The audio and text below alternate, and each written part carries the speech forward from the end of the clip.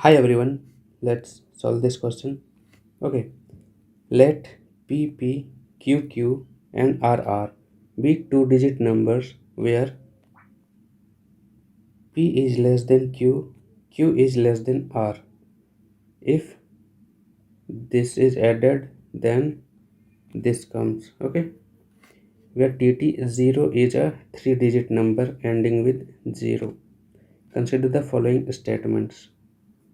Okay, the number of possible value of P is 5, possible value of Q is 6.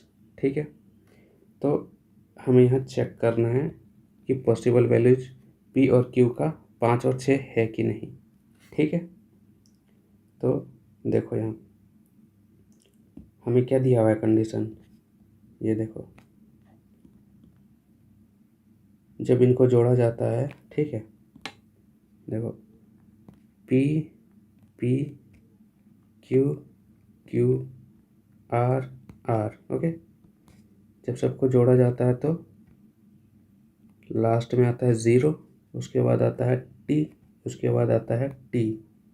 Okay, तो यहाँ आप ध्यान दो कि 0 कब आएगा, जब इनको जोड़ा जाए। तो देखो यहाँ जब आप डिजिट्स लोगे, ठीक है, डिजिट कौन कौन से होते हैं, 0 1 2 3 4 5 6 7 8 9। ओके, तो यहाँ आप ध्यान दो, ये जो पी क्यू और P P Q Q R R, ठीक है, ये जो हैं ये टू डिजिट नंबर्स हैं। ओके, मतलब हम यहाँ 0 को तो नहीं ले सकते, ठीक है, क्योंकि वो तो 0 बना देगा, तो नंबर क्या ही बनाएगा 2 डिजिट का। ठीक है, तो बाकी डिजिट को हम लेंगे। ओके, तो अगर आप यहाँ देखोगे, ठीक है, तो लास्ट में 0 कब आएगा, देखो P plus Q plus R। ठीक है, ये हमारा लास्ट में 0 कब आएगा, जब इन तीनों को जोड़ेंगे तो 0 कब आता है। पॉसिबल वैल्यूज क्या क्या है,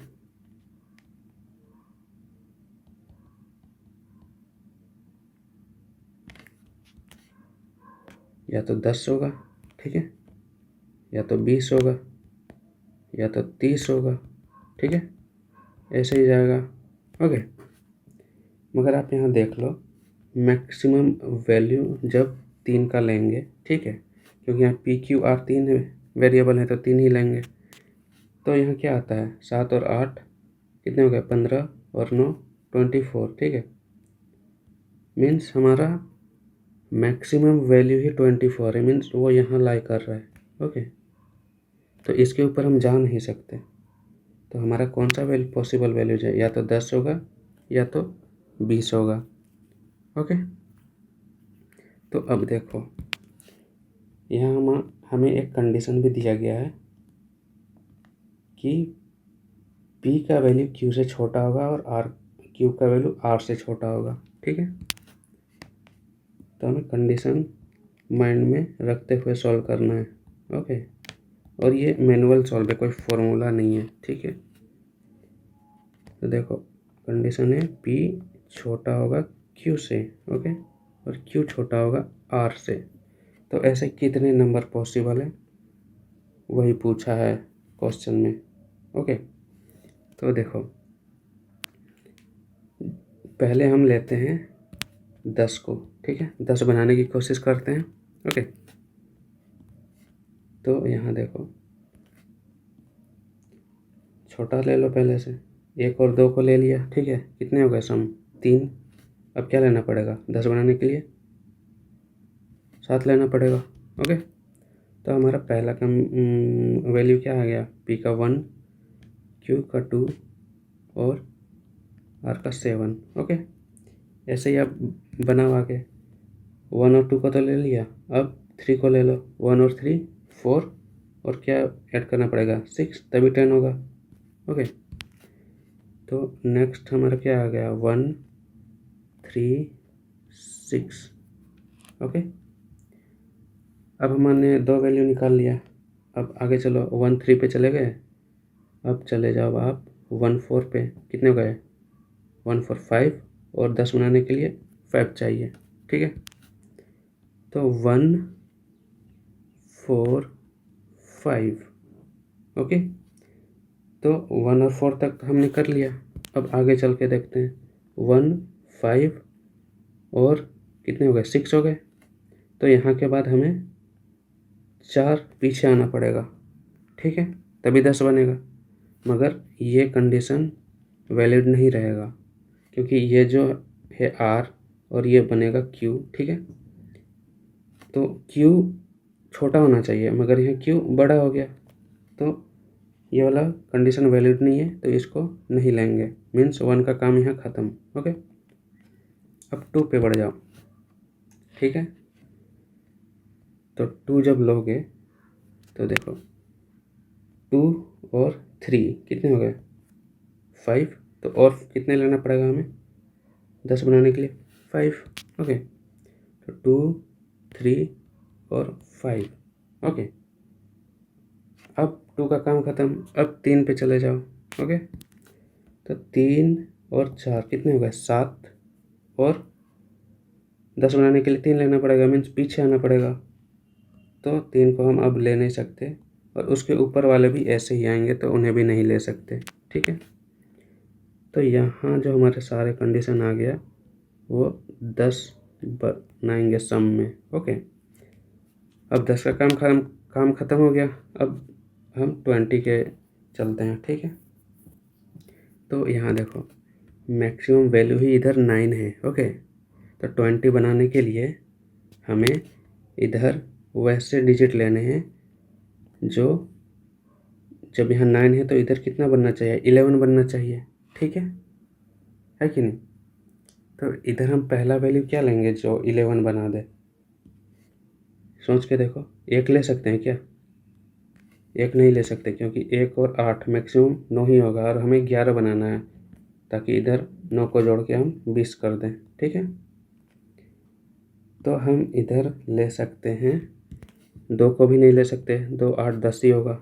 मीन्स हम 3 को ले सकते हैं। 3 और 8 कितना हो गया? 11। ओके, और 11 और 9 हो गया 20। ओके, तो हमारा एक क्या हो गया? 3 8 9। ओके, और ऐसे ही आप और कॉम्बिनेशन लगाओगे। ठीक है, तो आपका क्या आएगा? 4 7 एंड 9। ओके, 4 7 9 और वैल्यू आ सकते हैं क्या? चेक करके देखो। 5 7 12 और 20 बनाने के लिए 8। ठीक है, तो ये हमारा आ गया 5 7 8। ठीक है, तो इतना वैल्यू आ गया हमारे 20 सम से। ठीक है, हमने क्या क्या ऐड किया है इन सब में? 10 और 20 बनाने के लिए P + Q + R को। ओके, तो देखो भाई, ऐसा ही मैनुअली करना पड़ेगा, क्योंकि UPSC ऐसा ही पूछ रहा है। ठीक है, तो कोई फॉर्मूला ही नहीं लगेगा, तो ऐसे ही करना पड़ेगा। तो अब स्टेटमेंट 1 देखो, the number possible value of P is 5। तो यहाँ कितने आ गए भाई? 1 2 3 4 5 6 7 वैल्यू टोटल आ गए। ठीक है, पॉसिबल 5 है कि नहीं है?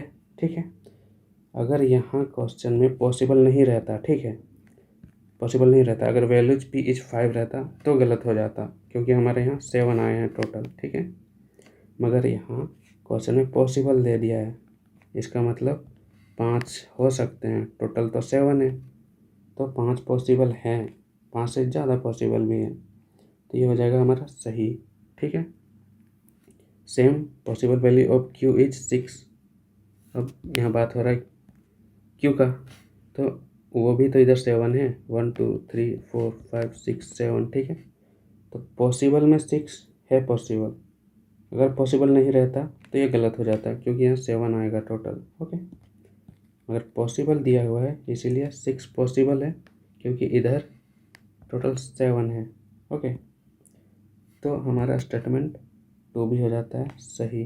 ओके, इट मीन्स हमारा आंसर क्या हो जाएगा, option number C, both 1 and 2। Okay.